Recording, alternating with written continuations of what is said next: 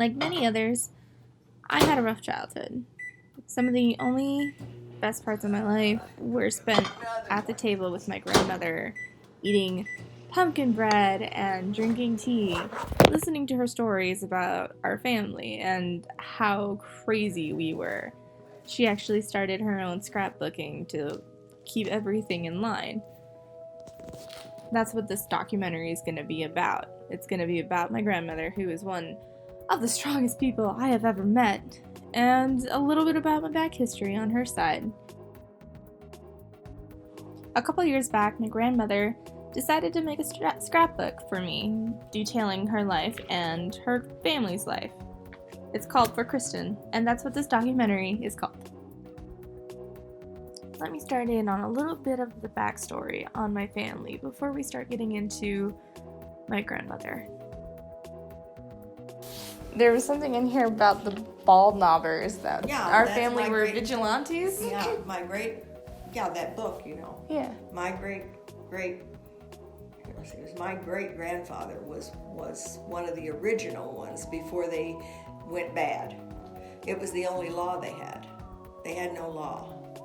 And so there were so many bad guys around doing bad things. It was after the war, and a lot of the soldiers coming back, a lot of them were bad guys, and they would steal and rob and rustle cattle and all kinds of stuff. And so since they had no law, real law, a few of the guys there in town, they formed this group called the Bald Knobbers, and they met up on this Bald Knob Hill thing, and they were the law until then this Colonel, I think his name was Colonel Parker, he came in with a band of guys, and they started doing bad things. They started hanging people and shooting people and stuff, and that's when all of the good guys they got away from them. They weren't part of it anymore. Mm-hmm.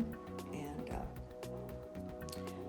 that's he was one of the first people in the county. He was one of the kind of the settlers of the county, and he put himself through law school.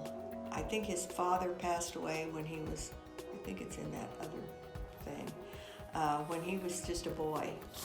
And his dad was in the Union Army, and he passed away at a fairly young age. And so my great-granddad went to work to support his mother. She got a little pension from the government, but he went to work to support her. And he started out got into this newspaper and started doing work in a newspaper. And that's how he came by that printing press we were trying to track down. Mm-hmm. And I'm sure that book was printed on that printing press. Wow. And he was quite a guy. Put himself through school, through law school, and got this land title business going. And by most standards, he was a pretty wealthy guy there in the county and town.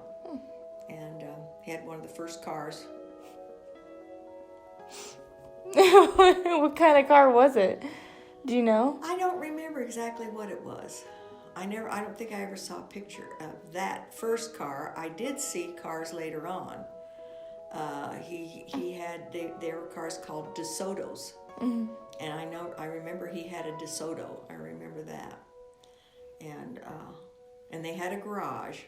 That building, where by the tennis courts down there, mm-hmm. that was their garage. And they kept the car in the garage. I remember the car being in the garage. And then there was a room in the back. And that's where Uncle Bud and Uncle Sonny, they hung out back there a lot. They slept out there. I think there was some kind of a little heater out there. So now that you know a little bit of the backstory of my family in Forsyth, now it's time to focus on the main lady of the hour. My grandmother, Mary Peggy Peterson. No, not that Peggy, even though she did dress up as her for Halloween once. We don't talk about that much. My grandmother was born on August 8th, 1934, at her own grandparents' house in Forsyth, Missouri. She got a lot of her spunk from her mom, who So what did she do? did a lot of charity work. Well, they raised money for March of Dimes in the county. She grew up to be a beautiful young woman who went to college and was the band kid of high school. So much so that her skills in playing the tenor sax actually got her acknowledged by things like Miss Jenny's Beauty Shop competition, or even Ted Mack, where she went to New York and played her music there. With all this amazing talent, it was easy to see why guys were falling for her left and right. I did not know, however, about her first engagement with this guy named Kirk.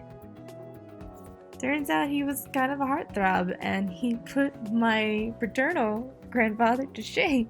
Kurt Booker? Kirk, K-I-R-K, Kirk Booker. My first serious romance. I was engaged to him. Where'd you meet him? In Kansas City. Kansas City. Yeah.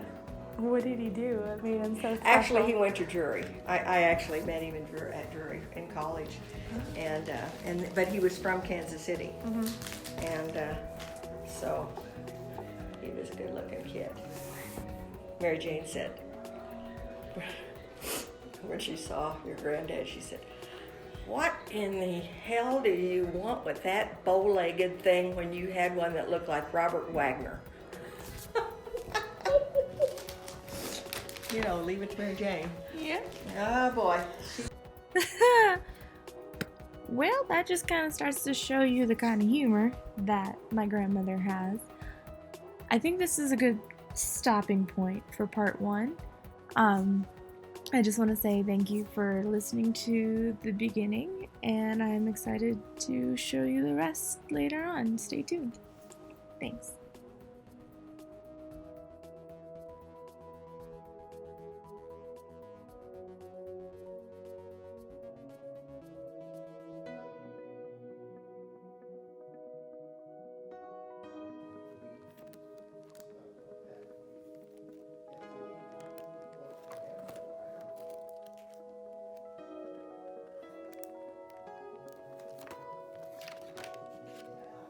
Who's that? That's Mom.